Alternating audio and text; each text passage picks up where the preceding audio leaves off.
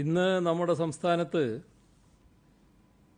211 പേർക്കാണ് കോവിഡ് ബാധ സ്ഥിരീകരിച്ചത്. രോഗമുക്തി 201 പേർ നേടിയിട്ടുണ്ട്. ഇന്ന് രോഗം ബാധിച്ച 211 പേരിൽ 138 പേർ വിദേശത്തുനിന്ന് വന്നവരാണ്. മറ്റ് സംസ്ഥാനങ്ങളിൽ നിന്നുള്ള 39 പേർ. സമ്പർക്കത്തിൽ ഇന്ന് 27 പേര്. CISF 6 പേരുണ്ട്.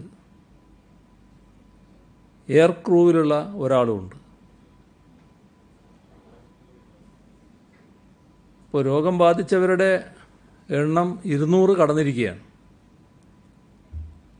സമ്പർക്കത്തിലൂടെ വൈറസ് ബാധിച്ചവരുടെ എണ്ണത്തിലും വർധനവുണ്ടായിട്ടുണ്ട്. ഇന്ന് സ്ഥിരീകരിച്ചവരിൽ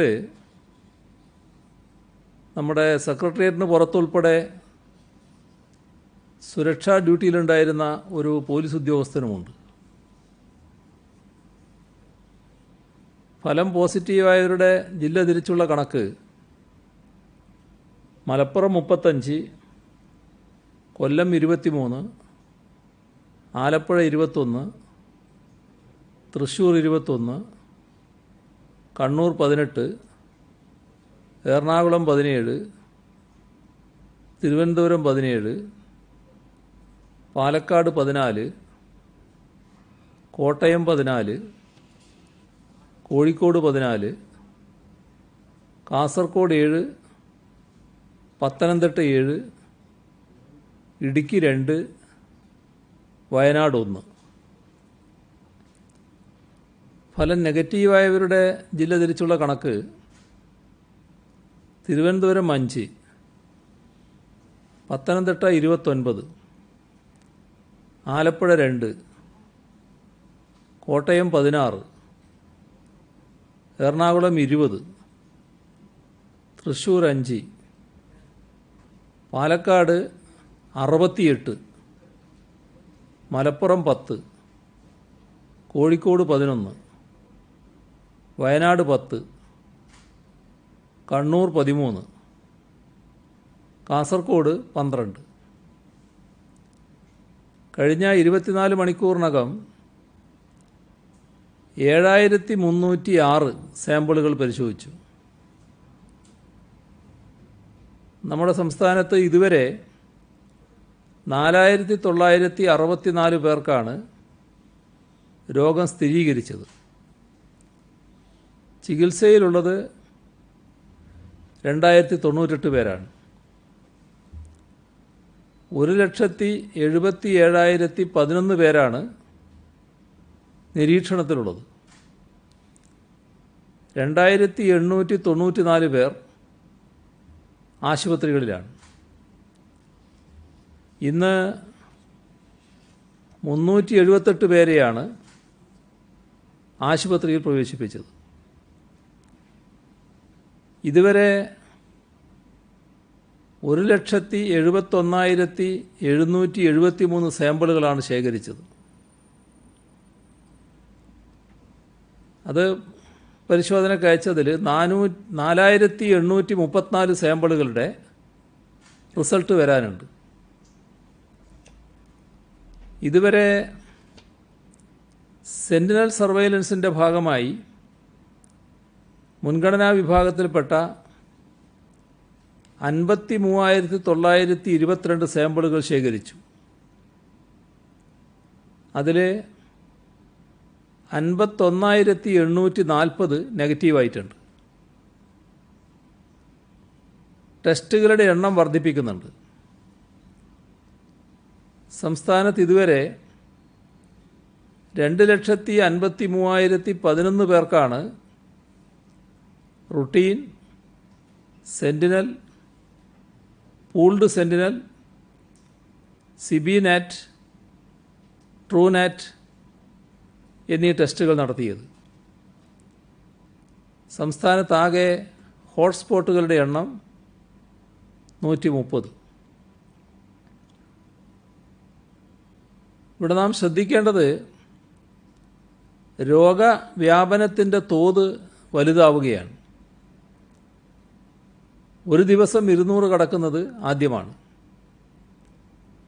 14 ജില്ലകളിലും രോഗബാധിതർ വർദ്ധിച്ചു.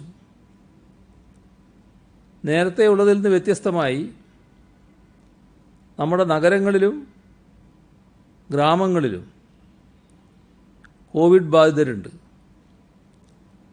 തിരുവനന്തപുരം, എറണാകുളം നഗരങ്ങളിലും മലപ്പുറം ജില്ലയിലെ പൊന്നാനി താലൂക്കിലും ഗുരുതരമായ സാഹചര്യമാണ് നിലനിൽക്കുന്നത്. ഈ അനുഭവങ്ങൾ സൂചിപ്പിക്കുന്നത് നമ്മുടെ ജാഗ്രത എന്നത്തേക്കാളും കൂടുതൽ വേണ്ടതുണ്ട് എന്നത് തന്നെയാണ്. എല്ലാവരും ഒത്തൊരുമിച്ച് പോരാടുകയാണ്. അതിൻ്റെ ഫലമായാണ് ലോകത്തിന് തന്നെ മാതൃകയാകും വിധം ഇതുവരെ നമുക്ക് ഈ മഹാമാരിയെ പിടിച്ചു നിർത്താൻ സാധിച്ചത്. എന്നാൽ ഈ യശസ്സിന് കളങ്കമുണ്ടാക്കുന്ന ചില വാർത്തകൾ കഴിഞ്ഞ ദിവസങ്ങളിൽ വന്നത് കണ്ടു. അന്യദേശങ്ങളിൽ നിന്നും അനവധി കഷ്ടപ്പാടുകൾ താണ്ടി കേരളത്തിലെത്തിയ നമ്മുടെ സഹോദരങ്ങളിൽ ചിലർ നേരിടേണ്ടി വന്ന ദുരനുഭവങ്ങൾ റിപ്പോർട്ട് ചെയ്യപ്പെട്ടിട്ടുണ്ട്. ക്വാറന്റൈനിൽ കഴിയുന്നവരുടെ വീട് ആക്രമിക്കുക, ബന്ധുക്കളെ ഒറ്റപ്പെടുത്തുക, ഊരുവിലക്ക് മാതൃകയിൽ അവരെ അകറ്റി നിർത്തുക, ചികിത്സ കഴിഞ്ഞവർക്ക് വീട്ടിൽ പ്രവേശനം നിഷേധിക്കുക, ഇത്തരത്തിലുള്ള വാർത്തകളാണ് വന്നത്. ഇന്ന് കോട്ടയത്ത് നിന്നുള്ള വിഷമകരമായൊരനുഭവം റിപ്പോർട്ട് ചെയ്തിട്ടുണ്ട്. ബാംഗ്ലൂരിൽ നിന്നെത്തി 14 ദിവസം ക്വാറന്റൈൻ പൂർത്തിയാക്കി. ഒരു യുവതിയും 7ഉം 4ഉം വയസ്സുള്ള മക്കളും. അവർ വീട്ടിൽ കയറാനാകാതെ 8 മണിക്കൂറോളം കഴിയേണ്ടി വന്നു. ഒടുവിൽ അവർ കലക്ട്രേറ്റിൽ അഭയം തേടി. സ്വന്തം വീട്ടുകാരും ഭർത്തൃ വീട്ടുകാരും ഇവരെ സ്വീകരിക്കാൻ തയ്യാറായില്ല എന്നാണ് വാർത്ത. ഇത്തരം അനുഭവങ്ങൾ നമ്മെ എവിടെയാണ് എത്തിക്കുന്നത് എന്ന് ഓർക്കണം. എവിടെയാണ് മനുഷ്യത്വം? ഇത്തരം കാര്യങ്ങളിൽ സാധാരണ നിരക്ക് ക്വാറന്റൈനിൽ കഴിഞ്ഞ് മറ്റ് അപകടങ്ങളില്ല എന്ന് ബോധ്യപ്പെട്ട് പിന്നെയും അവരെ അകറ്റി നിർത്തുകയാണ്. രോഗബാധിതരായവരെ പോലും അകറ്റി നിർത്തുകയല്ല വേണ്ടത്. അവരെ ശാരീരിക അകലം പാലിച്ചുകൊണ്ട് നല്ല രീതിയിൽ സംരക്ഷിക്കുന്ന നിലയാണ് ഇപ്പോൾ റൂം ക്വാറന്റൈൻ പറയുന്നത്. വീട്ടിലുള്ളവരെല്ലാം മാറിപ്പോകുന്നുണ്ടോ? അതേ വീട്ടിൽ മറ്റുള്ളവർ കഴിയല്ലേ? ആയിരക്കണക്കിന് ആളുകളല്ലേ ഇപ്പോൾ നമ്മുടെ സംസ്ഥാനത്ത് അങ്ങനെ കഴിയുന്നത്. അപ്പോൾ അവരിൽ നിന്നെല്ലാം വ്യത്യസ്തമായി ഒറ്റപ്പെട്ട ഇത്തരം ചില മനോഭാവങ്ങൾ അത് നമ്മുടെ സമൂഹത്തിൻ്റെ പൊതുവായ നിലക്ക് അപകീർത്തികരമാണ് എന്നത് അത്തരം ആളുകൾ മനസ്സിലാക്കേണ്ടതുണ്ട്. അത്തരം ആളുകളെയും കുടുംബങ്ങളെയും ബോധ്യപ്പെടുത്താൻ സമൂഹം സ്നേഹബുദ്ധിയ ശ്രമിക്കേണ്ടതായുമുണ്ട്. വിദേശങ്ങളിൽ നിന്നും മറ്റ് സംസ്ഥാനങ്ങളിൽ നിന്നും നാട്ടിലെത്തുന്നവരെ സ്വീകരിക്കുകയും ആവശ്യമായ സൗകര്യങ്ങൾ നൽകുകയുമാണ് നമ്മുടെ നാടിൻ്റെയും നാട്ടുകാരുടെയും ഉത്തരവാദിത്വം. അതിനു പകരം അവരെ വീട്ടിൽ കയറ്റാതെ ആട്ടിയോടിക്കുന്ന നടപടികൾ മനുഷ്യർക്ക് ചേർന്നതല്ല. ഈ വരുന്നവരിൽ ചിലർക്ക് രോഗബാധയുണ്ട് എന്ന് നമുക്കറിയാം. അത് പകരാതിരിക്കുന്നതിനാണ് നാം സൂക്ഷിക്കുന്നത്. അതിനാണ് ക്വാറന്റൈൻ. ആരോഗ്യവകുപ്പിൻ്റെ നിർദ്ദേശങ്ങൾ കൃത്യമായി പാലിച്ച് ക്വാറന്റൈൻ നടപ്പാക്കിയാൽ രോഗം പകരാതെ തടയാൻ സാധിക്കുമെന്നതാണ് നമ്മുടെ അനുഭവം. ക്വാറന്റൈൻ എന്നത് ക്വാറന്റൈനിൽ കഴിയുന്നവർക്ക് വിഷമമുള്ളൊരു കാര്യം തന്നെയാണ്. കാരണം പുറം ലോകവുമായുള്ള ബന്ധം വിച്ഛേദിച്ച് ദിവസങ്ങൾ ഒരു മുറിയിൽ കഴിയേണ്ടി വരികയാണ്. ഇത് രോഗമില്ലാത്തവരും ഇങ്ങനെ കഴിയേണ്ടി വരികയാണ്. അപ്പോൾ നമ്മുടെ സഹോദരങ്ങൾ അതിന് തയ്യാറാകുന്നത് അവരുടെ മാത്രമല്ല, പൊതുസമൂഹത്തിൻ്റെ ആകെ സുരക്ഷ കരുതിയാണ്. അത് എല്ലാവരും കാണേണ്ടതും അംഗീകരിക്കേണ്ടതുമുണ്ട്. തൊഴിലുൾപ്പെടെ നഷ്ടപ്പെട്ട് കടുത്ത മാനസിക സമ്മർദ്ദം നേരിടുന്ന അവസ്ഥയിലാണ് വലിയൊരു ശതമാനം പ്രവാസികളും ഇങ്ങോട്ട് വരുന്നത്. അവർക്കാവശ്യമായ സൗകര്യങ്ങൾ, മാനസിക പിന്തുണ, ഇതാണ് നാം ആകെ നൽകേണ്ടത്. അതിന് നാം ബാധ്യസ്ഥരാണ്. ശാരീരിക അകലം പാലിക്കുക, രോഗവ്യാപനത്തിനുള്ള സാധ്യതകൾ ഒഴിവാക്കുക, ഇതാണ് കൂടുതൽ ശ്രദ്ധിക്കേണ്ടത്. കോവിഡ് രോഗവ്യാപനത്തിൻ്റെ സ്വഭാവം മനസ്സിലാക്കിയാണ് ഗാർഹിക സമ്പർക്ക വിലക്ക് സർക്കാർ നിഷ്കർഷിച്ചത്. പുറമേ നിന്ന് വരുന്നവർ പ്രത്യേക മുറിയിൽ താമസിച്ച് റൂം ക്വാറന്റൈനിൽ ഏർപ്പെടണമെന്ന് അതുകൊണ്ടാണ് നിർദ്ദേശിച്ചത്. വീട്ടിലുള്ളവർ തന്നെ മാസ്ക് ധരിക്കുക, പുറമേ നിന്ന് വരുന്നവരുമായി ശാരീരിക അകലം പാലിക്കുക, ഇതൊക്കെ ഇതിൻ്റെ ഭാഗമായി നിർദ്ദേശിക്കപ്പെട്ട കാര്യങ്ങളാണ്. ക്വാറന്റൈനിൽ ഏർപ്പെടുന്നവരെ സഹായിക്കാനായി വാർഡ് തല കമ്മിറ്റികളുണ്ട്, ദിശ ആരോഗ്യ ഹെൽപ്പ് ലൈനുണ്ട്, ഈ സഞ്ജീവനി ടെലിമെഡിസിൻ സൗകര്യമുണ്ട്. ഇങ്ങനെയുള്ള വിവിധ കാര്യങ്ങൾ ഏർപ്പെടുത്തിയിട്ടുണ്ട്. ഇവിടെ മനസ്സിലാക്കേണ്ട ഒരു കാര്യം, കോവിഡ് രോഗം ഭേദമായാൽ മറ്റൊരാളിലേക്ക് പകരില്ല. രോഗം മാറി വീട്ടിലെത്തുന്നവരെ ഭീതിയോടെ അകറ്റി നിർത്തുന്ന ചില സംഭവങ്ങൾ ഉണ്ടായിട്ടുണ്ട്. അതും തെറ്റായ ധാരണയുടെ അടിസ്ഥാനത്തിലാണ്. അവർക്ക് ആരോഗ്യം ശരിയായ രീതിയിൽ വീണ്ടെടുക്കാനുള്ള പരിചരണമാണ് വേണ്ടത്. ഈ മഹാമാരിയെ തടുത്തു നിർത്താൻ നമ്മുടെ കയ്യിലുള്ള ഏറ്റവും മഹത്തായ ആയുധം മനുഷ്യത്വമാണ്. അവരിനെക്കുറിച്ചുള്ള കരുതൽ, ദയ, ത്യാഗമനസ്ഥിതി, ഇതെല്ലാം ഉയർത്തിപ്പിടിച്ചാൽ മാത്രമേ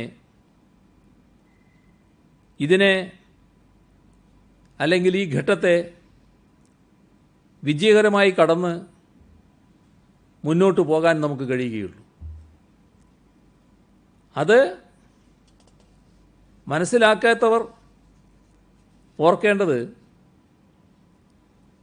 ഈ രോഗം ചിലപ്പോൾ നാളെ ആർക്കും വരാം. അപ്പോൾ രോഗികളെ ശത്രുക്കളായി കാണണ്ട. രോഗികൾ ശത്രുക്കളല്ല, രോഗമാണ് ശത്രു. ഇതൊരു കാരണവശാലും മറന്നുകൂടാ. ക്വാറന്റൈനിൽ കഴിയുന്നവർ വിലക്ക് ലംഘിച്ച് പുറത്തു പോകാൻ പാടില്ല എന്ന് നേരത്തെ തന്നെ വ്യക്തമാക്കിയിട്ടുണ്ട്. അതേപോലെ തന്നെ വ്യക്തതയുണ്ടാകേണ്ട ഒരു കാര്യമാണ്, ക്വാറന്റൈനിൽ കഴിയുന്നവരെ ശല്യപ്പെടുത്തുന്ന വിധം പെരുമാറാനും പാടില്ല.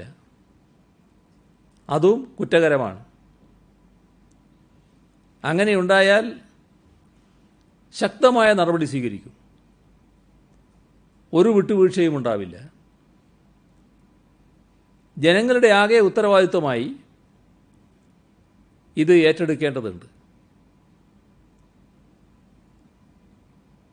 നമ്മുടെ തിരുവനന്തപുരം തലസ്ഥാന ജില്ലയെന്ന നിലയിൽ വിവിധ തുറകളിൽപ്പെട്ട നിരവധി ആളുകൾ ഇവിടെ വന്നു പോകുന്നുണ്ട്. ഇന്നലെ രോഗം സ്ഥിരീകരിച്ചവരിൽ ഒരാൾ പാളയത്തെ സാഫല്യം കോംപ്ലക്സിലെ ഒരു സ്ഥാപനത്തിലെ ജീവനക്കാരൻ, മറ്റൊരാൾ വഞ്ചിയൂരിൽ ലോട്ടറി വിൽപ്പന നടത്തുന്നയാൾ, അടുത്തയാൾ മത്സ്യക്കച്ചവടക്കാരൻ. ഇവരുടെയെല്ലാം പ്രത്യേകത, നിരവധി ആളുകളുമായി ഇവർ ദിവസേന സമ്പർക്കത്തിലേർപ്പെടുന്നവരാണ്. ഇത് കാണിക്കുന്നത് തിരുവനന്തപുരം ജില്ലയിൽ നിലവിലുള്ള നിയന്ത്രണങ്ങൾ കൂടുതൽ കർശനമാകേണ്ടതുണ്ട് എന്നാണ്. അത് കർശനമാക്കും. അത്യാവശ്യമല്ലാത്ത ഒരു യാത്രയും ഇവിടെ ഉണ്ടാകരുത്.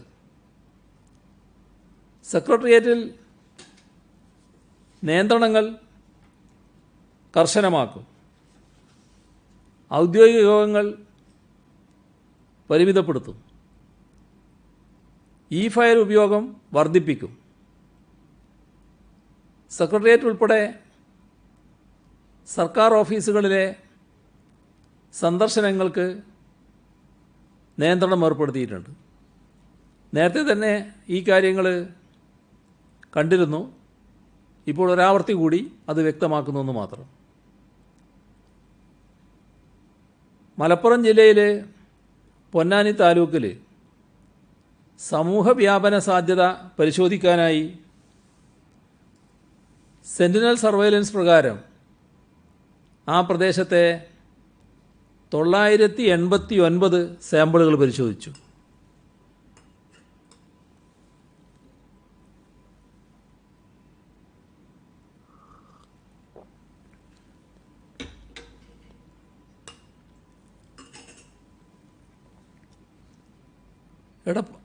എടപ്പാളിലെ 2 പ്രധാന ആശുപത്രികളിലെ 681 ജീവനക്കാരുടെയും സമീപ പ്രദേശങ്ങളിലെ 5 പഞ്ചായത്തുകളിലെ 308 പേരുടെയും സാമ്പിളുകളാണ് എടുത്തത്. ഇതിൽ 505 പേരുടെ റിസൾട്ടാണ് ഇതുവരെ വന്നത്. അതിൽ 3 പേരുടെ ഫലം പോസിറ്റീവാണ്. നിലവിൽ ട്രിപ്പിൾ ലോക്ക്ഡൗണുള്ള പ്രദേശമാണ് ഇവിടം. ജനങ്ങളുടെ പരിപൂർണ പിന്തുണയുണ്ടെങ്കിൽ മാത്രമേ നിലവിലെ സ്ഥിതിയിൽ നിന്നും മാറ്റമുണ്ടാകുകയുള്ളൂ. മാർച്ച് മാസം തൊട്ട് നമ്മുടെ കോവിഡ് പ്രതിരോധ പ്രവർത്തനം വിശ്രമമില്ലാത്തതാണ്. ആരോഗ്യം, തദ്ദേശ സ്വയംഭരണം, പോലീസ്, തൊഴിൽ, ഫയർ ആൻഡ് റെസ്ക്യൂ തുടങ്ങിയ വകുപ്പുകൾ പ്രതിരോധ പ്രവർത്തനങ്ങൾക്ക് ചുക്കാൻ പിടിച്ച് മുന്നിലുണ്ട്. ആരോഗ്യ പ്രവർത്തകരും സന്നദ്ധ സേനയും ആശാവർക്കർമാരും കുടുംബശ്രീ പ്രവർത്തകരും പോലീസുകാരും എന്നുവേണ്ട സമൂഹത്തിൻ്റെ എല്ലാ തലത്തിലുമുള്ള ആളുകൾ ഈ യജ്ഞത്തിൽ പങ്കാളികളാകുന്നു. അവർക്ക് തുടർച്ചയായ ഈ പ്രവർത്തനത്തിലൂടെ ക്ഷീണം ഉണ്ടാകുന്നത് സ്വാഭാവികമാണ്. അതൊഴിവാക്കാൻ സർക്കാർ തലത്തിൽ ഇടപെടുന്നുണ്ട്. അതോടൊപ്പം തന്നെ സമൂഹമെന്ന നിലക്ക് ജനങ്ങളുടെ ആകെ പിന്തുണ ഉണ്ടാകണമെന്ന് ഈ ഘട്ടത്തിൽ അഭ്യർത്ഥിക്കുകയാണ്. വൈറസ് വ്യാപനം വർദ്ധിക്കുന്ന സാഹചര്യത്തിൽ സംസ്ഥാനത്തെ എല്ലാ ജില്ലകളിലും പോലീസ് നിരീക്ഷണവും സുരക്ഷയും കർശനമാക്കിയിട്ടുണ്ട്. വിവിധ സ്ഥലങ്ങളിൽ ഏകോപനത്തിനായി IG, DIG, SP റാങ്കിലെ ഉദ്യോഗസ്ഥരെ നിയോഗിച്ചു. പൊന്നാനിയിൽ ഉത്തരമേഖല IG, തിരുവനന്തപുരത്ത് city police commissioner, deputy police commissioner ഇവരെല്ലാം പോലീസിൻ്റെ പ്രവർത്തനങ്ങൾക്ക് നേതൃത്വം നൽകും. വിദേശത്ത് നിന്നെത്തുന്നവർക്ക് ടാക്സി ഉൾപ്പെടെയുള്ള വാഹനങ്ങൾ എയർപോർട്ടിൽ ലഭ്യമാകുമെന്ന് ഉറപ്പാക്കും. മടങ്ങിയെത്തുന്നവർ വിമാനത്താവളത്തിൽ നിന്നും റെയിൽവേ സ്റ്റേഷനുകളിൽ നിന്നും മറ്റെങ്ങും പോകാതെ നേരെ വീട്ടിലേക്ക് പോകുമെന്ന് ഉറപ്പാക്കും. റിവേഴ്സ് ക്വാറന്റൈൻ കൂടുതൽ ശക്തമാക്കണമെന്ന് കണ്ടിട്ടുണ്ട്. കൂടുതൽ റിസ്ക്കുള്ളതും ശ്വാസകോശ സംബന്ധവുമായ പ്രയാസം കാണിക്കുന്നവരെ എല്ലാവരെയും ടെസ്റ്റ് ചെയ്യാനും തീരുമാനിച്ചിട്ടുണ്ട്. 757 വനിതകൾ ഉൾപ്പെടെ 7592 പേർ പോലീസ് വളണ്ടിയർമാരായി സേവനമനുഷ്ഠിക്കാൻ രജിസ്റ്റർ ചെയ്തിട്ടുണ്ട്. ഏറ്റവും കൂടുതൽ വളണ്ടിയർമാർ രജിസ്റ്റർ ചെയ്തത് മലപ്പുറം ജില്ലയിലാണ്, 1030 പേർ. വിവിധ ജില്ലകളിലായി ശരാശരി 166 വനിതകൾ ഉൾപ്പെടെ 2364 വളണ്ടിയർമാരാണ് പോലീസുമായി ബന്ധപ്പെട്ട് പ്രവർത്തിക്കുന്നത്. വളണ്ടിയർമാർക്ക് സർട്ടിഫിക്കറ്റ് നൽകും. മാസ്ക് ധരിക്കാത്ത 4716 സംഭവങ്ങൾ ഇന്ന് സംസ്ഥാനത്ത് റിപ്പോർട്ട് ചെയ്തിട്ടുണ്ട്. ക്വാറന്റൈൻ ലംഘിച്ച 10 പേർക്കെതിരെ ഇന്ന് കേസ് രജിസ്റ്റർ ചെയ്തു. സൗദി അറേബ്യയിൽ നിന്ന് കൂടുതൽ വന്ദേ ഭാരത് മിഷൻ വിമാന സർവീസ് വേണമെന്ന് പ്രധാനമന്ത്രിയോട് അഭ്യർത്ഥിച്ചിട്ടുണ്ട്. വിദേശങ്ങളിൽ നിന്ന് നാട്ടിലെത്തുന്ന കുട്ടികളുടെ തുടർ പഠനം TC ലഭിക്കാത്തത് മൂലം തടസ്സപ്പെടാനുള്ള സാധ്യത ഒഴിവാക്കാൻ നടപടി സ്വീകരിക്കും. കഴിഞ്ഞ ദിവസം KMCC പ്രതിനിധികൾ വന്ന് കണ്ടിരുന്നു. പ്രവാസികളുമായി ബന്ധപ്പെട്ട് ഇതുപോലുള്ള ചില പ്രശ്നങ്ങൾ അവരുന്നയിക്കുകയും ചെയ്തിരുന്നു. ഉച്ചഭക്ഷണ പദ്ധതിയിൽ ഉൾപ്പെട്ട പ്രീ പ്രൈമറി മുതൽ 8ാം ക്ലാസ് വരെയുള്ള കുട്ടികൾക്ക് മാർച്ച്, ഏപ്രിൽ, മെയ് മാസങ്ങളിലെ ഭക്ഷ്യഭദ്രതാ അലവൻസായി അരിയും 9 ഇന പലവ്യഞ്ജനങ്ങളും അടങ്ങിയ ഭക്ഷ്യക്കിറ്റുകൾ പൊതുവിദ്യാഭ്യാസ വകുപ്പിൻ്റെ നേതൃത്വത്തിൽ അടുത്ത ആഴ്ച മുതൽ വിതരണം ചെയ്യും. സർക്കാർ എയ്ഡഡ് വിദ്യാലയങ്ങളിലെ 26,26,763 കുട്ടികൾക്കാണ് ഈ പദ്ധതിയുടെ പ്രയോജനം ലഭിക്കുക. സപ്ലൈകോ മുഖാന്തരം സ്കൂളുകളിൽ ലഭ്യമാക്കുന്ന ഭക്ഷ്യക്കിറ്റുകൾ ഉച്ചഭക്ഷണ committee, PTA, SMC, mother PTA എന്നിവയുടെ സഹകരണത്തോടെ കൃത്യമായ സാമൂഹിക അകലം പാലിച്ചുകൊണ്ട് രക്ഷിതാക്കൾക്ക് വിതരണം ചെയ്യുന്നതാണ്. പ്രഥമാധ്യാപകർക്കാണ് സ്കൂളുകളിലെ കിറ്റ് വിതരണത്തിൻ്റെ മേൽനോട്ട ചുമതല. പൊതുവിദ്യാഭ്യാസ വകുപ്പിൻ്റെ നേതൃത്വത്തിൽ നടപ്പിലാക്കുന്ന ഭക്ഷ്യക്കിറ്റ് വിതരണ പദ്ധതിയുടെ ആകെ ചെലവ് 81,37,00,000 രൂപയാണ്. നാളെ അന്താരാഷ്ട്ര സഹകരണ ദിനമാണ്. സംസ്ഥാനത്തിൻ്റെ വികസനത്തിൽ സഹകരണ മേഖല വഹിക്കുന്ന പങ്ക് നിസ്തുലമാണ്. പലപ്പോഴും പ്രതിസന്ധി ഘട്ടത്തിൽ നമുക്ക് ശക്തിയായി മാറുന്നത് സഹകരണ മേഖലയാണ്. സഹകരണ മേഖലയുടെ കൂട്ടായ്മയിൽ കേരള ബാങ്ക് പിറവിയെടുത്തത് നമുക്ക് അഭിമാനിക്കാവുന്ന നേട്ടമാണ്. പ്രളയ ദുരിതാശ്വാസ പ്രവർത്തനത്തിലടക്കം സാഹചര്യത്തിനനുസരിച്ച ഉയർന്ന പ്രവർത്തനം സഹകരണ മേഖല കാഴ്ചവെച്ചു. 2000 വീടുകളാണ് സഹകരണ മേഖലയുടെ കൂട്ടായ്മയിൽ പുനർനിർമ്മിച്ചത്. ഈ കോവിഡ് കാലത്തും സംസ്ഥാന സർക്കാരിൻ്റെ പ്രവർത്തനങ്ങളിൽ സഹകരണ മേഖല വലിയ പിന്തുണയാണ് നൽകുന്നത്. പുനരുജ്ജീവന പദ്ധതികളിൽ സഹകരണ മേഖല ക്രിയാത്മകമായ പങ്കുവഹിക്കും.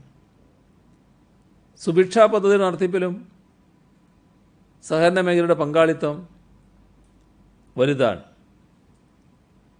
നോട്ട് നിരോധന കാലത്ത് സഹകരണ മേഖലയെ തകർക്കാനുള്ള ശ്രമങ്ങളുണ്ടായിരുന്നു. അതിനെയെല്ലാം മറികടന്നാണ് നമ്മുടെ സഹകരണ മേഖല ശക്തിപ്പെട്ടു വന്നത്. വർത്തമാനകാലത്തും സഹകരണ മേഖലയുമായി ബന്ധപ്പെട്ട് ചില പ്രശ്നങ്ങൾ ഉയർന്നു നിൽക്കുന്നുണ്ട്. സഹകരണ മേഖലയുടെ കൂട്ടായ്മയിലൂടെ സഹകരണ മേഖലയുടെ കരുത്ത് വീണ്ടെടുക്കാൻ കഴിയുമെന്ന് തന്നെയാണ് പ്രതീക്ഷിക്കുന്നത്. സഹകരണ മേഖലയുമായി ബന്ധപ്പെട്ട് പ്രവർത്തിക്കുന്ന എല്ലാവരെയും അഭിവാദ്യം ചെയ്യുന്നു.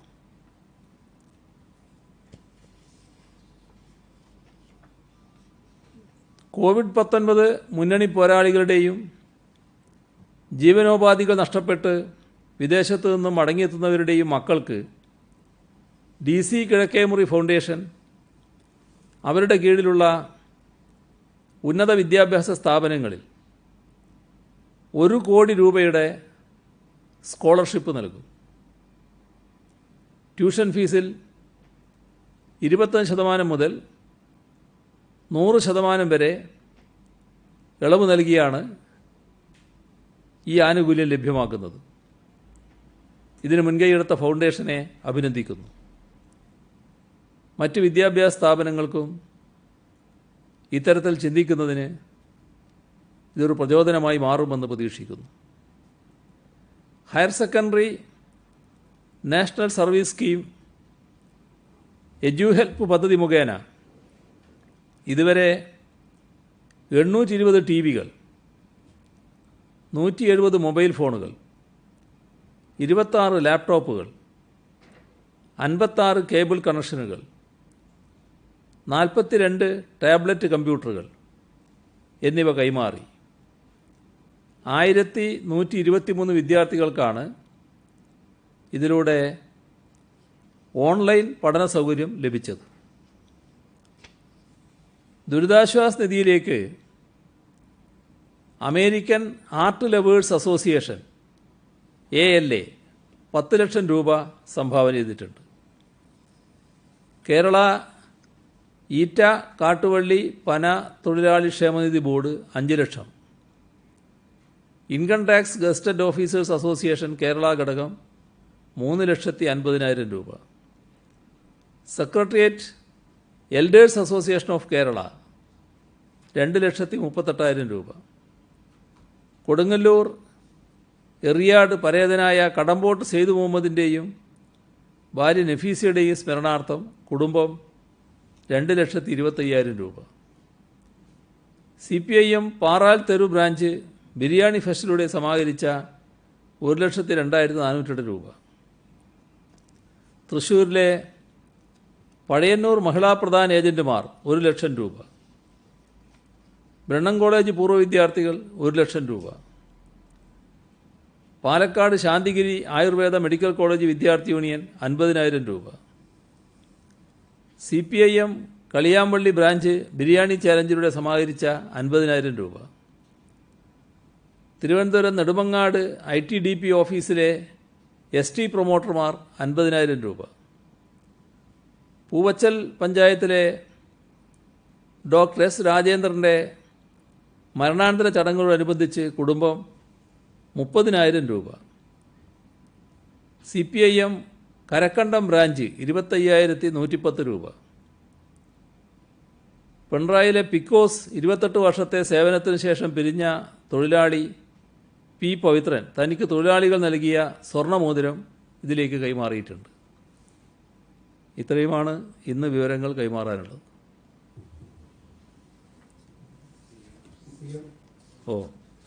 ഇന്ന് 27 പേർക്കാണ് സമ്പർക്കത്തിലൂടെ രോഗബാധ ഉണ്ടായിട്ടുള്ളത്.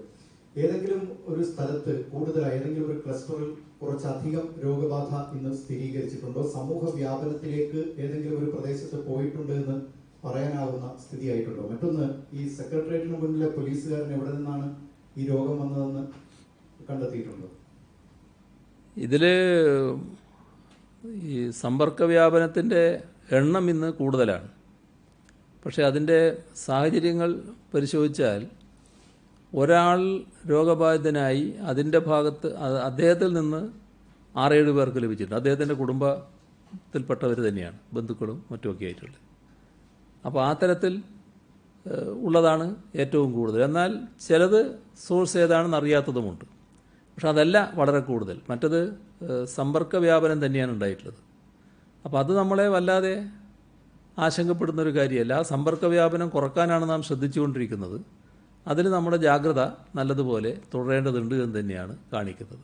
മറ്റതിലേക്ക് ഇപ്പോഴും എത്തിയെന്ന് പറയാറായിട്ടില്ല. അതാണ് അവസ്ഥ. എന്നാൽ പോലീസിൻ്റെ കാര്യത്തിൽ, ആ പോലീസുകാരൻ്റെ കാര്യത്തിൽ എങ്ങനെയാണ് അദ്ദേഹത്തിന് ലഭിച്ചത് എന്നത് പരിശോധിച്ചുകൊണ്ടിരിക്കുകയാണ്. അദ്ദേഹം ഈ കണ്ടോൺമെന്റ് ക്ലസ്റ്ററിൽ ഡ്യൂട്ടി നോക്കിയിരുന്നത്. അപ്പോൾ കൂടുതൽ പോലീസുകാർ നോക്കുന്നു. പോലീസുകാർ ഒരുമിച്ച് കഴിയുന്ന സ്ഥലത്താണ്. അപ്പോൾ അതൊരു സ്ഥിതി ഗുരുതരമാവുന്നുള്ളൂ. AR മറ്റ് പോലീസുകാരെ ക്വാറന്റൈൻ ചെയ്യുന്നതിനുള്ള നടപടി ഉണ്ടോ? തിരുവനന്തപുരത്ത് പൊന്നാനി മോഡൽ ട്രിപ്പിൾ ലോക്ക്ഡൌൺ വല്ലതും ആലോചിക്കുന്നുണ്ടോ? ഇതിൽ സാധാരണ നിലക്ക് ഏത് രോഗിയായാലും ആ രോഗിയുടെ കാര്യത്തിൽ പിന്നെയുള്ള അതിൻ്റെ സോഴ്സുകൾ ട്രേസ് ചെയ്യാനുള്ള നല്ല ശ്രമം ആരോഗ്യവകുപ്പ് നടത്താറുണ്ട്. അത് ഈ പോലീസുകാരുടെ കാര്യത്തിലും നിർബന്ധമായി നടത്തും. അപ്പോൾ അതിൻ്റെ ഭാഗമായി നമുക്ക് കൃത്യമായി മനസ്സിലാക്കാൻ കഴിയുമെന്ന് തന്നെയാണ് പ്രതീക്ഷിക്കുന്നത്. ഇവിടെ ഇപ്പോൾ തന്നെ ശക്തമായ നടപടികൾ എടുത്തിട്ടുണ്ട്. അതിൻ്റെ തുടർച്ചയായി എന്ത് വേണമെന്നുള്ളത് പിന്നീട് ആലോചിക്കാം. ഈ 200-ന് മുകളിൽ ആദ്യമായിട്ടാണ് നമ്മുടെ എക്സ്പേർട്ടുകൾ എന്താണ് പറയുന്നത്? നമ്മളിപ്പോൾ ഒരു സേഫ് സോൺ എന്നുള്ളതൊക്കെ മാറി കൂടുതൽ ഒരു ഗുരുതര സ്ഥിതിയിലേക്ക് എത്തിയെന്നാണ്. നമ്മുടെ ടെസ്റ്റുകളൊക്കെ ഈ കൂടുതൽ ശക്തമാക്കണം, ചില ഏരിയയിലെങ്കിലും ഒരു സമൂഹ വ്യാപനം തോത് ആ രീതിയിലേക്ക് വന്നിട്ടുണ്ടോ? അല്ല, അത് അങ്ങനെ കാണാൻ പറ്റില്ലല്ലോ. കാരണം ഈ 200-ലധികം എന്ന് പറയുമ്പോൾ ഞാൻ നേരത്തെ പറഞ്ഞില്ലേ, വിദേശത്ത് നിന്ന് വന്ന എണ്ണം, മറ്റ് സംസ്ഥാനങ്ങളിൽ നിന്ന് വന്ന എണ്ണം, അതിൽ നമ്മുടെ കയ്യിലല്ലല്ലോ കാര്യങ്ങൾ. അവർ വരുന്നത് തന്നെ പലരും രോഗവാഹകരായിട്ടാണ്. അതിന് വേറൊന്നും ചെയ്യാൻ കഴിയില്ല. അവിടുത്തെ സാഹചര്യവും ഒക്കെ കൂടിയാണ് അതിനിടയാക്കുന്നത്. അപ്പോൾ ഇവിടെ വന്നതിന് ശേഷം ആ രോഗം പുറത്തു വരുന്നു. അപ്പോൾ സ്വാഭാവികമായും നമുക്കവരെ ചികിത്സിച്ച് ഭേദമാക്കാൻ മാത്രമേ കഴിയൂ. അതിൻ്റെ ഭാഗമായി നമ്മൾ അധികം വേവലാതിപ്പെടേണ്ടതില്ല. പിന്നെ അവർ വരേണ്ടതില്ല എന്നൊരു നിലപാടാണ് എടുക്കേണ്ടത്. അത് നമ്മൾ എടുക്കുന്നില്ല. അവരെല്ലാവരും വരേണ്ടതാണ് എന്ന് തന്നെയാണ് നമ്മൾ സ്വീകരിക്കുന്ന നിലപാട്. ഇവിടെ വെച്ച് ചികിത്സിച്ച് ഭേദമാക്കുക എന്നുള്ളതാണ് നമ്മൾ ശ്രദ്ധിക്കേണ്ട കാര്യം. അങ്ങനെ ഒരു കുറേ ആളുകൾ വരുമ്പോൾ അവരിൽ നിന്ന് കുറേ ആളുകൾക്ക് കിട്ടാതിരിക്കണം.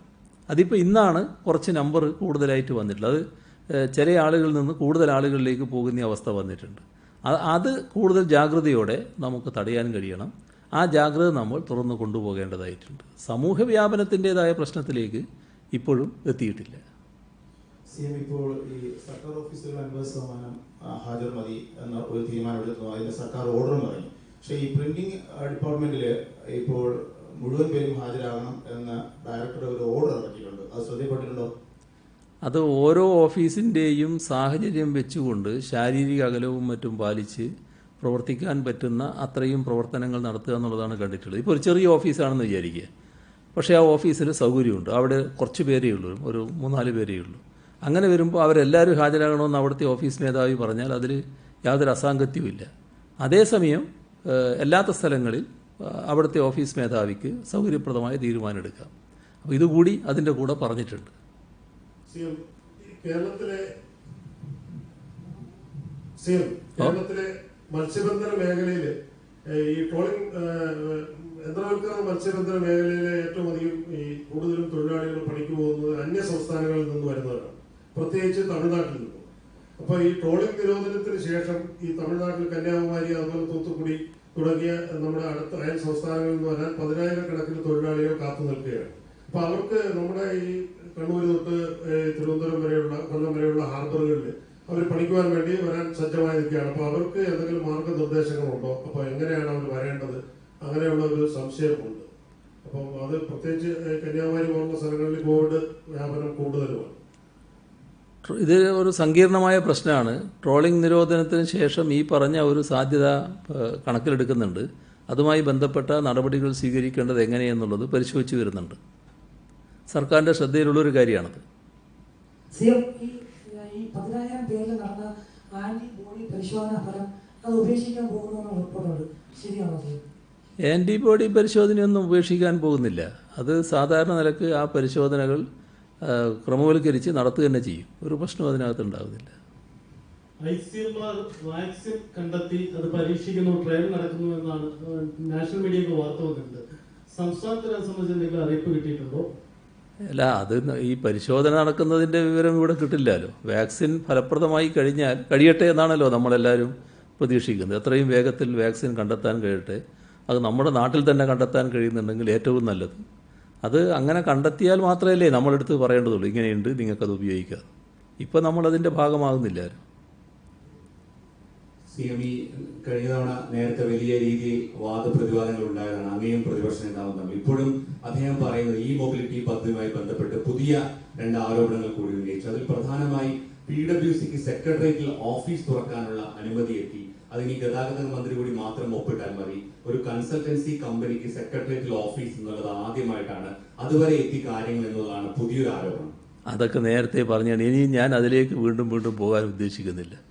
എല്ലാ കാര്യങ്ങളും വ്യക്തമായി പറഞ്ഞു കഴിഞ്ഞിട്ടുണ്ട്. ഇപ്പം അത് വീണ്ടും ആവർത്തിച്ച് പറയേണ്ട ഒരു കാര്യമില്ല എന്നാണ് എനിക്ക് തോന്നുന്നത്. അങ്ങനെയുണ്ടെങ്കിൽ നിങ്ങൾ അറിയല്ലോ. അല്ല, അത് പിന്നീട് നോക്കേണ്ട കാര്യമാണല്ലോ. ഇപ്പോൾ ഇല്ലാന്നല്ലേ ആ പറയുന്നതിൻ്റെ അർത്ഥം. ചീഫ് സെക്രട്ടറിയും ധനകാര്യ വകുപ്പും ആ കുറിപ്പിൽ എഴുതിയിരുന്നത് എന്താണെന്ന് വെളിപ്പെടുത്താനോ എന്നും അദ്ദേഹം ആവശ്യപ്പെടുന്നു. അല്ല, ഞാൻ പറഞ്ഞല്ലോ അതിന്റെ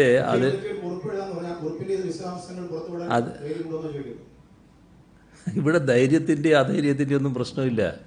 ചീഫ് സെക്രട്ടറിയോട് അഭിപ്രായം ചോദിച്ചെങ്കിൽ അത് അഭിപ്രായം എഴുതാനാണ്. ധനകാര്യ വകുപ്പിനോട് അഭിപ്രായം ചോദിച്ചെങ്കിൽ ആ അഭിപ്രായം എഴുതാനാണ്. അതൊക്കെ അന്ന് ഞാൻ പറഞ്ഞല്ലോ വിശദമായിട്ട്. അതിൽ തന്നെ നമ്മൾ കറങ്ങി നിൽക്കേണ്ട കാര്യമില്ല. ഞാനതിലേക്ക് കൂടുതലായിട്ടൊന്നും പോകുന്നില്ല. പ്രശാന്ത് ഭൂഷൺ ഉൾപ്പെടെ ഉള്ള ആൾക്കാർ ഇത് വേണ്ട എന്ന ഒരു മുഖ്യമന്ത്രി അറിയിച്ചു എന്ന് പറയുന്നു. പ്രശാന്ത് ഭൂഷണാണോ ഇവിടെ കാര്യങ്ങൾ തീരുമാനിക്കുന്നത്? ഈ കോവിഡിന്റെ പ്രശ്നം നിലനിൽക്കുമ്പോൾ തന്നെ കേരളത്തിൽ വലിയ രീതിയിലുള്ള രാഷ്ട്രീയ നീക്കങ്ങൾ നടക്കുന്നുണ്ട്. കേരള കോൺഗ്രസുമായി ബന്ധപ്പെട്ട് വലിയ തർക്കങ്ങൾ ഇടതുമുന്നണിയിൽ തന്നെ ഉണ്ടാകുന്നു. ഈ കേരള കോൺഗ്രസ് വലിയ ജനപിന്തുണയുള്ള പാർട്ടിയാണെന്ന് CPMന്റെ സംസ്ഥാന സെക്രട്ടറി പറയുമ്പോൾ അതിലൂടെ ജനപിന്തുണ പാലയിൽ കണ്ടതാണെന്ന് CPIയുടെ സംസ്ഥാന സെക്രട്ടറി മറുപടി നൽകുന്നുണ്ട്. അങ്ങനെ വലിയ രീതിയിലുള്ള രാഷ്ട്രീയ തർക്കം ഇടതുമുന്നണിയിൽ തന്നെ ഉണ്ടാകുന്നുണ്ട്. കേരള കോൺഗ്രസ് ജനപിന്തുണയുള്ള പാർട്ടിയാണ് എന്ന അഭിപ്രായം CPMനുണ്ടോ? ഓരോ പാർട്ടിക്കും അതത് പാർട്ടികളുടേതായ ജനപിന്തുണയുണ്ട്. അത് നമ്മൾ കാണണം. ഇപ്പോൾ UDFനെ എടുത്താൽ അത് CPM സംസ്ഥാന സെക്രട്ടറി പറയുന്നത് ഞാനും കേട്ടു. അദ്ദേഹം പറഞ്ഞത് എന്താ? കോൺഗ്രസും ലീഗും കഴിഞ്ഞാൽ UDFലെ മൂന്നാമത്തെ ജനപിന്തുണയുള്ള പാർട്ടിയാണ് കേരള കോൺഗ്രസ് എന്നാണ്. അതിലാർക്കും സംശയം ഉണ്ടാകുമെന്ന് തോന്നുന്നില്ല. അതേ അദ്ദേഹം പറഞ്ഞിട്ടുള്ളൂ. ടെക്നോസിറ്റിയിലെ കളിമൺ ഖനനവുമായി ബന്ധപ്പെട്ട് കഴിഞ്ഞ ദിവസം പ്രതിപക്ഷ നേതാവ് ഒരു ആരോപണം ഉന്നയിച്ചിരുന്നു. ഇന്നിപ്പോൾ ആശാപുര കമ്പനിയുടെ CEO തന്നെ രംഗത്തെത്തിയിട്ടുണ്ട്. അദ്ദേഹവും പ്രതിപക്ഷ നേതാവും തമ്മിലുള്ളൊരു ടെലിഫോൺ സംഭാഷണം പുറത്തു വന്നിട്ടുണ്ട്. അപ്പോൾ ഈ ഒരു സ്ഥാപനം, ഈ ആശാപുര കമ്പനി എന്ന് പറയുന്നത് അങ്ങനെ ഒരു സ്ഥാപനം തങ്ങളുടെ അവിടെ പ്രവർത്തിക്കുന്നില്ല എന്ന് അദ്ദേഹം പ്രതിപക്ഷ നേതാവിനോട് സംസാരിക്കുന്നുണ്ട്. അപ്പോൾ പ്രതിപക്ഷ നേതാവ് തന്നെ പറയുന്നു അതിന് മറുപടിയായിട്ട് അതിൽ എന്തെങ്കിലും തെറ്റ് പറ്റിയിട്ടുണ്ടെങ്കിൽ അതിൽ തിരുത്തു വരുത്തും എന്ന് അദ്ദേഹം അതിന് മറുപടിയായി തന്നെ പറയുന്നുണ്ട്. ഈ ഒരു ടെലിഫോൺ സംഭാഷണം ഇന്നിപ്പോൾ പുറത്തു വന്നിട്ടുണ്ട്. അത് അങ്ങയുടെ ശ്രദ്ധയിൽപ്പെട്ടിട്ടുണ്ടോ? അതാണ് ഞാൻ നേരത്തെ അദ്ദേഹത്തോട് പറഞ്ഞത്, ഉറപ്പുള്ള കാര്യങ്ങളെ പറയാവൂന്ന്. ആരെങ്കിലും എന്തെങ്കിലും പറയുന്നത് കേട്ട് പറയാൻ നിന്നാൽ ഇങ്ങനെയൊക്കെ സംഭവിക്കും. അതുമാത്രമേ അതിലുള്ളൂ. ഞാൻ പറഞ്ഞ കാര്യം മറ്റൊരു സംഭവത്തിലൂടെ സാധൂകരിക്കപ്പെടുന്നു എന്ന് മാത്രമേ അതിലുള്ളൂ. ഈ കടൽക്കൊല കേസിൽ ഒരു ഹേഗ് അന്താരാഷ്ട്ര കോടതിയിൽ ഒരു വിധി വന്നിട്ടുണ്ട്. ഇന്ത്യയിൽ വിചാരണ നടത്താൻ ഇന്ത്യക്ക് അധികാരമില്ലെന്ന് പറഞ്ഞിട്ട്. അത് നമ്മുടെ ഇന്ത്യ ഗവൺമെന്റ് ആ കാര്യത്തിൽ വേണ്ടത്ര ശക്തമായ വാദം ഉന്നയിച്ചിട്ടില്ല എന്നൊരു പരാതിയുണ്ട്. ഇതേക്കുറിച്ച് അങ്ങയുടെ ഒരു പ്രതികരണം എന്താ? കടൽക്കൊള്ള കേസിൽ സാധാരണഗതിയിൽ ഇവിടെ വിചാരണ ചെയ്യാൻ പാടില്ല എന്ന് പറഞ്ഞത് അത്യന്തം നിർഭാഗ്യകരമായ ഒരു കാര്യമായിപ്പോയി. അതിൽ മാധ്യമങ്ങൾ റിപ്പോർട്ട് ചെയ്തിട്ടുള്ളത് അതുമായി ബന്ധപ്പെട്ട് ശക്തമായ വാദങ്ങൾ ഉയർത്താൻ നമ്മുടെ രാജ്യത്തിന് കഴിഞ്ഞില്ല എന്നുള്ളത് തന്നെയാണ്. അതിൽ വീഴ്ച സംഭവിച്ചു എന്ന് തന്നെ ചിലർ റിപ്പോർട്ട് ചെയ്തിട്ടുണ്ട്. അത് ഏതായാലും നിർഭാഗ്യകരമായ ഒരു കാര്യമായിപ്പോയി. ഇനി അതിൻ്റെ ഭാഗമായി അവർ പറഞ്ഞത് നഷ്ടപരിഹാരത്തിൻ്റെ കാര്യമാണ്. ആ നഷ്ടപരിഹാരത്തിൻ്റെ കാര്യത്തിൽ ശക്തമായ തുറ നടപടികൾ രാജ്യം സ്വീകരിക്കേണ്ടതായിട്ടുണ്ട്. ഇപ്പൊ വന്നൊരു വാർത്ത, ഇറ്റാലിയൻ നാവികർക്കെതിരായ കേസ് അവസാനിപ്പിക്കുന്നു. കേന്ദ്ര സർക്കാർ സുപ്രീം കോടതിയിൽ അതിനുള്ള സത്യവാങ്മൂലം കൊടുത്തു എന്നുള്ളതാണ്. അപ്പൊ കേന്ദ്രം അതിൽ നിന്ന് വല്ലാതെ പിന്നോട്ട് പോയി എന്നാണ് തോന്നുന്നത്. സംസ്ഥാനത്തിൽ ഒരു പ്രതിഷേധം കൂടി അറിയിക്കേണ്ട സമയമായി തോന്നുന്നു. തീർച്ചയായും നമുക്ക് കേന്ദ്ര ഗവൺമെന്റിനെ അറിയിക്കാം കാര്യങ്ങൾ. അതിനോട് യോജിപ്പില്ല, അങ്ങനെ കേസ് അവസാനിപ്പിക്കുന്നുണ്ടെങ്കിൽ യോജിപ്പില്ല. തീർച്ചയായും സംസ്ഥാനത്തിന്റെ വികാരം കേന്ദ്രത്തെ അറിയിക്കും. പോലീസിന്റെ കാര്യമായി ബന്ധപ്പെട്ടാണ് ഇപ്പോൾ പോലീസിനകത്തും രോഗം സ്ഥിരീകരിച്ചു തുടങ്ങി. ഈ സാഹചര്യത്തിൽ ജനറൽ ട്രാൻസ്ഫറുകൾ പോലീസ് നടക്കുകയാണ്. അപ്പോൾ ഈ എയർപോർട്ടിലും മറ്റ് സുരക്ഷാ സ്ഥലങ്ങളിലൊക്കെ ഡ്യൂട്ടിയിലുള്ള പോലീസ് ഉദ്യോഗസ്ഥരെ മാറ്റുന്നുണ്ട്. ഇങ്ങനെ ഡ്യൂട്ടി ചെയ്യുന്നവർ മറ്റ് സ്റ്റേഷനിലേക്ക് പോയി കഴിഞ്ഞാൽ അതൊരു രോഗ പകർച്ച സാധ്യത ഉണ്ടാക്കുന്നത് തന്നെ. എയർപോർട്ടിൽ ഡ്യൂട്ടിയുള്ളവർ എയർപോർട്ടിൽ സ്ഥിരമായിട്ട് ഡ്യൂട്ടിയുള്ളവരാണല്ലോ. ഇപ്പോൾ സ്പെഷ്യൽ ഡ്യൂട്ടി ആയിട്ട് പോകുന്നവരുണ്ട്. ആ സ്പെഷ്യൽ ഡ്യൂട്ടി ആയിട്ട് പോകുന്നവർ പലയിടത്ത് ഡ്യൂട്ടിയുണ്ട്. ആ ഡ്യൂട്ടി നമുക്ക് ഒഴിവാക്കാൻ പറ്റുന്നില്ലല്ലോ ഇന്നത്തെ സാഹചര്യത്തിൽ. മറ്റ് സാധാരണ ഡ്യൂട്ടിയിലുള്ളവർ സ്ഥിരമായിട്ട് അവരുടെ ഡ്യൂട്ടിയിലുള്ളതാണ്. സ്പെഷ്യൽ ഡ്യൂട്ടിക്ക് പോകുന്നത് ഇന്നത്തെ ഘട്ടത്തിൽ ഒഴിവാക്കാൻ നമുക്ക് സാധിക്കുന്നില്ല. ഈ ഘട്ടത്തിൽ ഒരു ജനറൽ ട്രാൻസ്ഫർ നടക്കുന്നുണ്ട്. അപ്പോൾ ഉദ്യോഗസ്ഥരെ മറ്റു സ്ഥലങ്ങളിലേക്ക് മാറ്റുമ്പോൾ അവിടെ ഒരു ഭീതി പടരട്ടെ. അല്ല, ജനറൽ ട്രാൻസ്ഫർ അതിൻ്റെ നോംസ് അനുസരിച്ച് നടക്കുന്നതാണ്. അതുമായി ബന്ധപ്പെട്ട് മറ്റ് പ്രശ്നങ്ങൾ ഉണ്ടാകാതെ നോക്കും. അപ്പോൾ പ്രായമുള്ള കുഞ്ഞുങ്ങളുടെ അമ്മമാർക്ക് അവർക്ക് ഓഫീസുകളിൽ പോകേണ്ട എന്നതായിരുന്നു. പക്ഷെ കഴിഞ്ഞ ദിവസം ഇറങ്ങിയ ഓർഡറിൽ അത് കാണുന്നത്. അപ്പോൾ പലരോടും തിരികെ ഡ്യൂട്ടിയിൽ എത്തണം എന്ന് നിർദ്ദേശിച്ചിട്ടുണ്ട്. അതിൽ എന്തെങ്കിലും ഒരു വ്യക്തത വരുത്തണം. എന്താണെന്ന് പരിശോധിക്കാതെ. ബാക്കി നമുക്ക് പിന്നീടാകാം.